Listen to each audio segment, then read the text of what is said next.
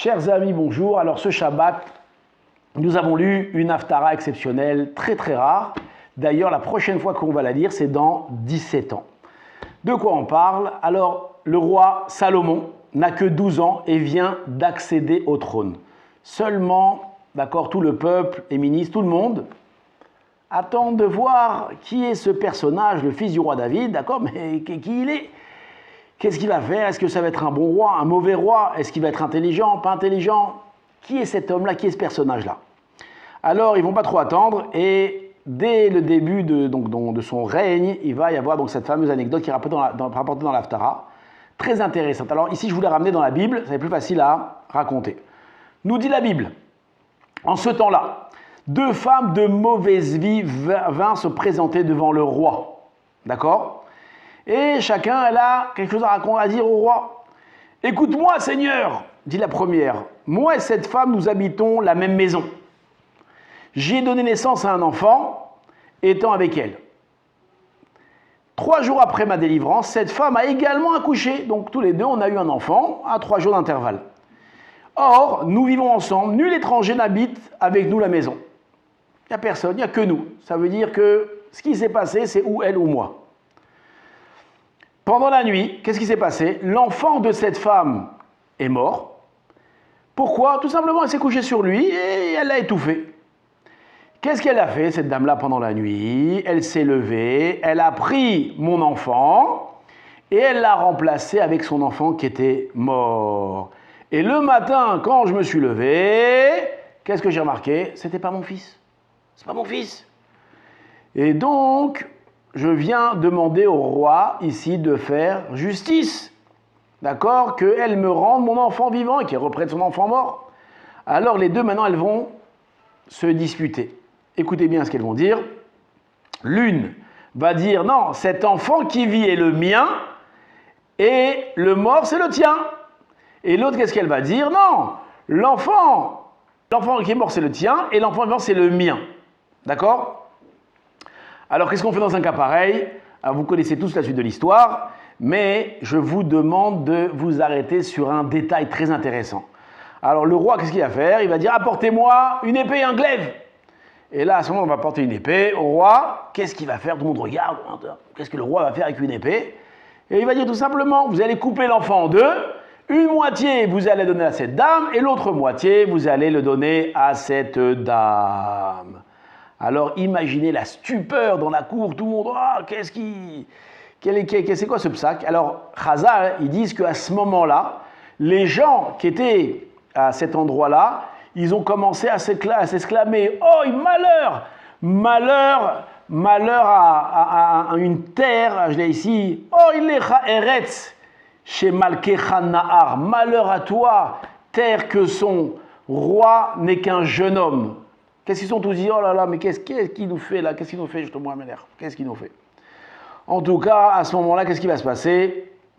La femme, la mère de l'enfant vivant, qu'est-ce qu'elle va faire? Elle va s'émouvoir et elle va dire, de grâce Seigneur, qu'on lui donne l'enfant vivant, qu'on ne le fasse pas mourir. Qu'est-ce qu'elle va répondre l'autre? Mais l'autre disait, ni toi ni moi, nous l'aurons, coupez-le.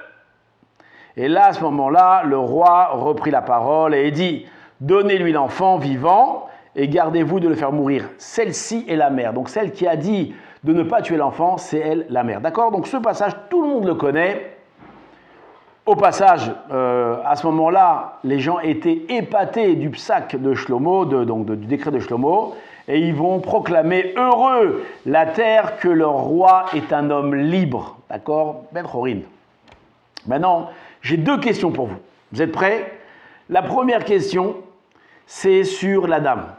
Comment est-ce que la dame, elle a pu dire « coupez-le en 2 » Elle sait très bien qu'en disant une chose pareille, alors tout le monde va comprendre que ce n'est pas elle la mère de l'enfant vivant. Tout le monde va comprendre qu'elle veut se venger ici. Tout le monde va comprendre qu'elle fait ça avec la haine.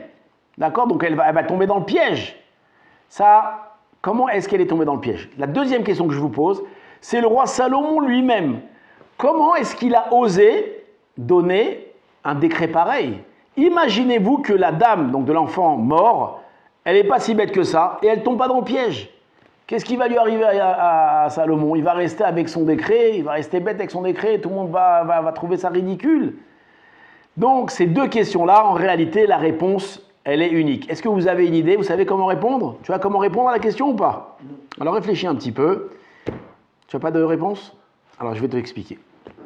Alors ici, le roi Salomon et la Torah, elle vient nous enseigner la sagesse du roi Salomon. Alors, le roi Salomon, sa sagesse, c'est qu'il comprenait parfaitement ce qu'on appelle Nefesh Adam. Il comprenait l'âme de l'homme. Il savait comment un homme il fonctionnait. Et on a une règle. Lorsqu'un homme a des mauvais traits de caractère, d'accord, des mauvaises vertus, il est animé par la colère, il est animé par le mal, alors ce n'est plus son sérel, c'est plus son intellect, c'est plus sa logique qui le maîtrise. C'est quoi qu'il maîtrise? C'est ses mauvais traits de caractère. Et là, Shlomo, il a mis un piège à cette dame-là, et il savait très bien qu'elle allait tomber dans le piège. Pour illustrer ça, avant de plus détailler la réponse, le Stapler, donc le père de Rav Chaim Kanievski, il amène un exemple magnifique qui vient illustrer ce principe-là que Shlomo vient nous dévoiler. À l'époque donc des 10 plaies, une des plaies c'était quoi? C'était les grenouilles, d'accord, la plaie des grenouilles. Et qu'est-ce qui va se passer? Alors comme la Torah nous raconte, comme Chazal nous raconte, il n'y avait pas beaucoup de grenouilles qui sont arrivées. À l'origine, c'est une seule grenouille, une seule et grosse grenouille qui est arrivée, qui s'est déposée en Égypte. Alors les Égyptiens, quand ils ont vu ça, qu'est-ce qu'ils ont fait? Ils ont dit, oh là, une grenouille, qu'est-ce qu'on fait? Ils ont pris chacun leur bâton et ils ont commencé à taper la grenouille pour la tuer. Et qu'est-ce qui s'est passé? En la tapant, il y a plein de grenouilles qui sont sorties.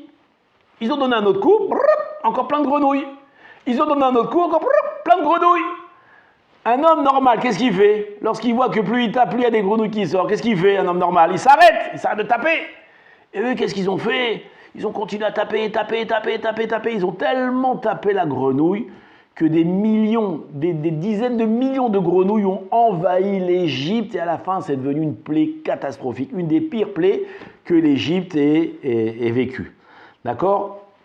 Pourquoi est-ce qu'ils ont fait ça? Nous dit le Stapler, tout simplement.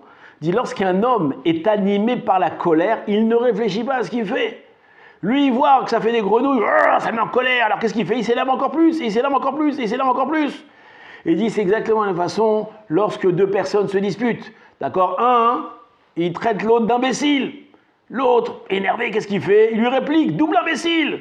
Qu'est-ce qu'il fait? Il réplique, triple imbécile, quadruple imbécile. Et à la fin, ça finit en bagarre.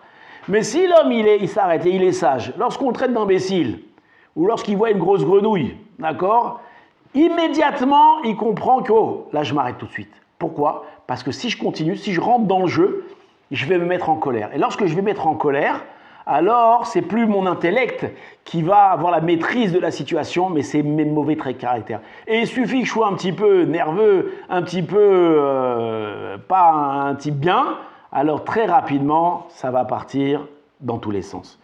Et c'est exactement ce que Shlomo, il a compris, cette femme-là, c'était une femme mauvaise. C'est une femme qui est prête à prendre son enfant mort, d'accord, et l'échanger avec un enfant mort, c'est quelque chose d'horrible, de très cruel.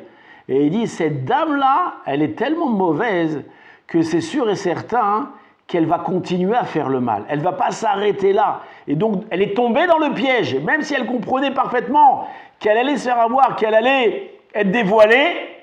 D'accord, c'était plus son intellect, c'était plus sa réflexion qui marchait ici, c'était ses mauvais traits de caractère. Et donc là, le roi Salomon vient nous donner une grande leçon de vie. D'accord, lorsque l'on voit que la colère commence à nous envahir, la seule chose qui nous reste à faire, c'est de fermer notre bouche.